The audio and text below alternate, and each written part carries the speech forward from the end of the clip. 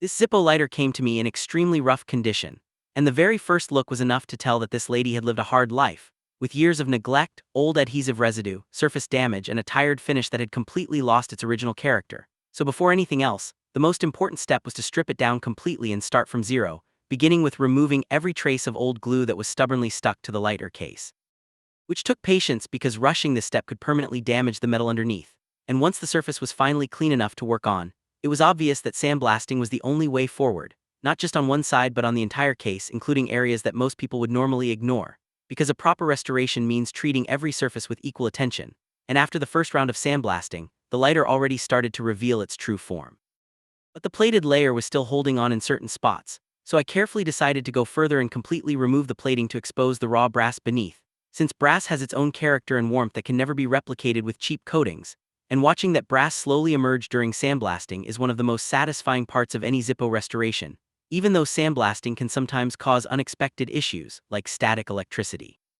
which in this case actually twisted and slightly deformed the Zippo case, creating a new challenge that had to be addressed before moving forward, because if the case isn't perfectly aligned, the lighter insert will never sit correctly, so I had to carefully repair and reshape the case, slowly bringing it back to its original dimensions, checking the fit again and again until the insert could slide in smoothly without resistance, and once the structure was restored,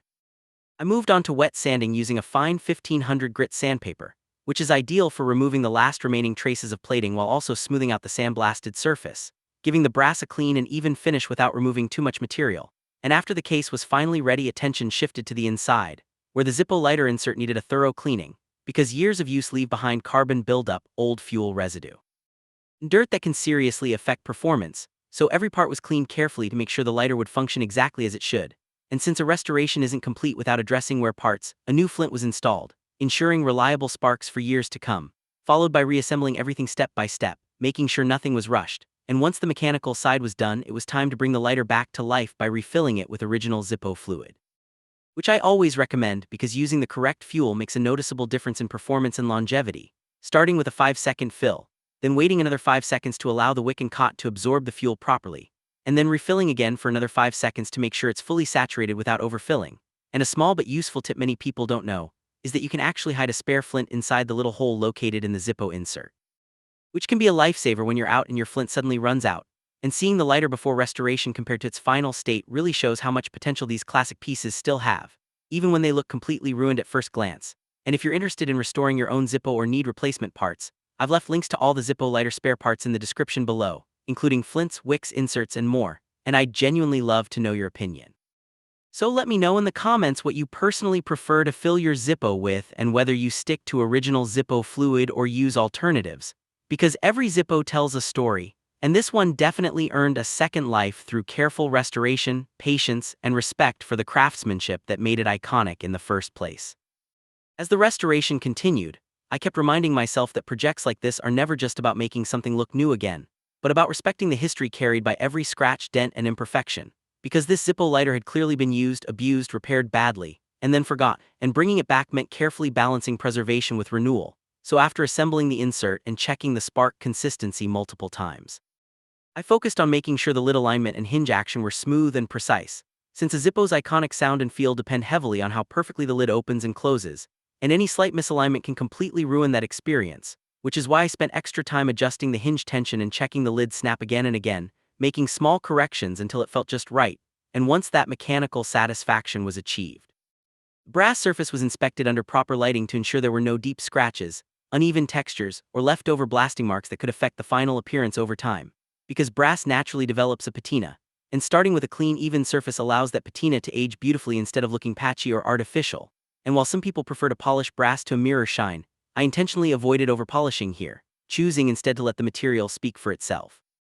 keeping a slightly raw industrial finish that suits the character of an old Zippo far better than a flashy look. And as the lighter slowly came together, it became obvious how small details make a huge difference, from the way the insert sits flush inside the case to how evenly the wick draws fuel, and even how clean the flame burns once lit. So after another careful fuel fill and a short resting period, the lighter was sparked to life, producing a steady,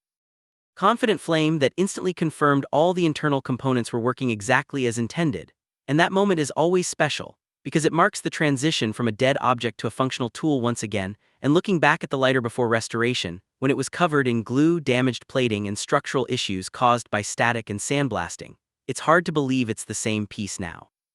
Which really highlights how forgiving and durable Zippo lighters are when given proper care. And that's something many people underestimate, because these lighters are built to be repaired, not replaced, making them a perfect example of long-lasting design in a world full of disposable products. And if you're watching this and thinking about restoring your own Zippo, remember that patience is more important than tools, because rushing steps like sanding, cleaning,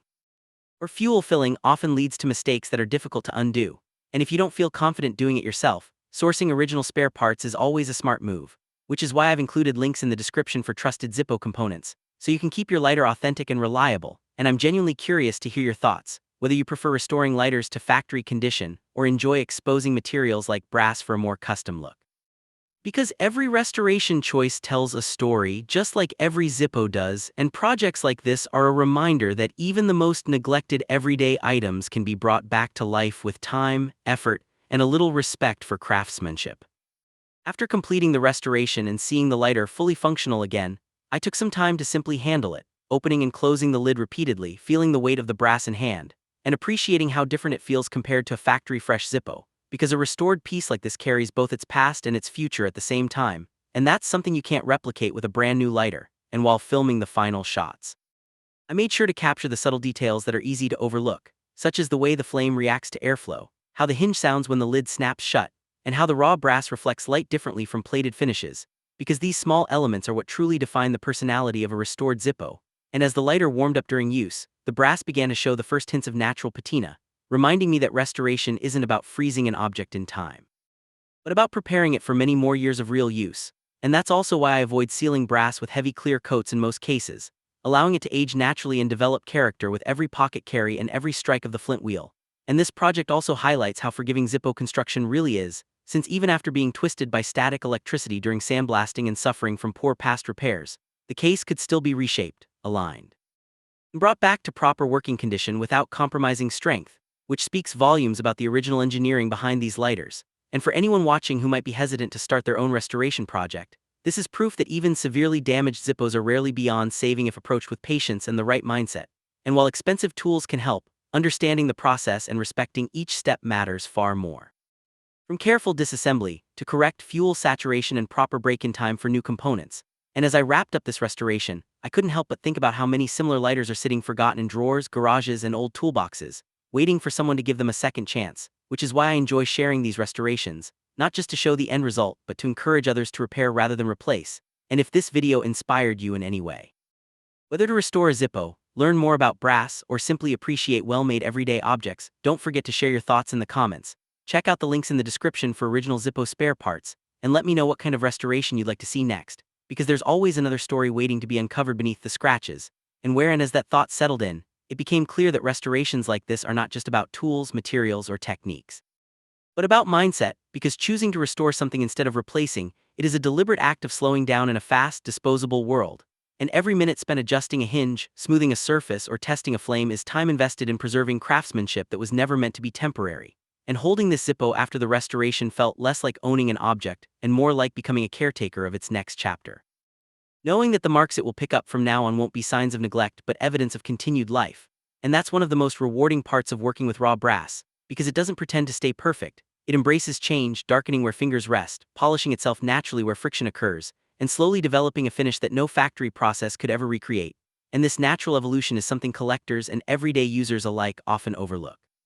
chasing flawless surfaces instead of meaningful wear. Even though Zippo lighters were originally designed to be used, repaired, and carried daily, not locked away behind glass, and reflecting on the process from start to finish, from peeling away old glue and damaged plating to correcting structural distortions and reviving the internal mechanics, it's impossible not to appreciate the simplicity and intelligence of Zippo's design, where nearly every part can be accessed, replaced,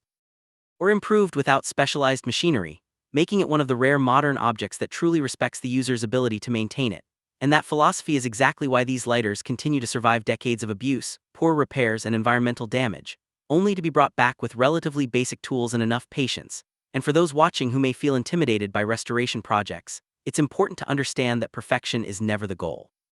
Because even this finished lighter isn't perfect, and it was never meant to be, since its slight asymmetries, softened edges, and evolving patina are what give it identity. separating it from mass-produced replicas, and as the flame burns steadily now, protected from wind and fed evenly by a properly set wick and fresh fuel, it serves as a quiet confirmation that the effort was worth it, that something once considered worn out has proven its value again.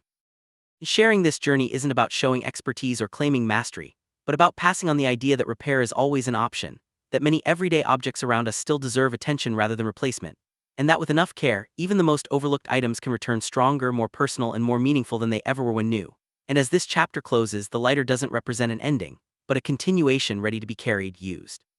and slowly transformed once more by time, use, and the hands that hold it next.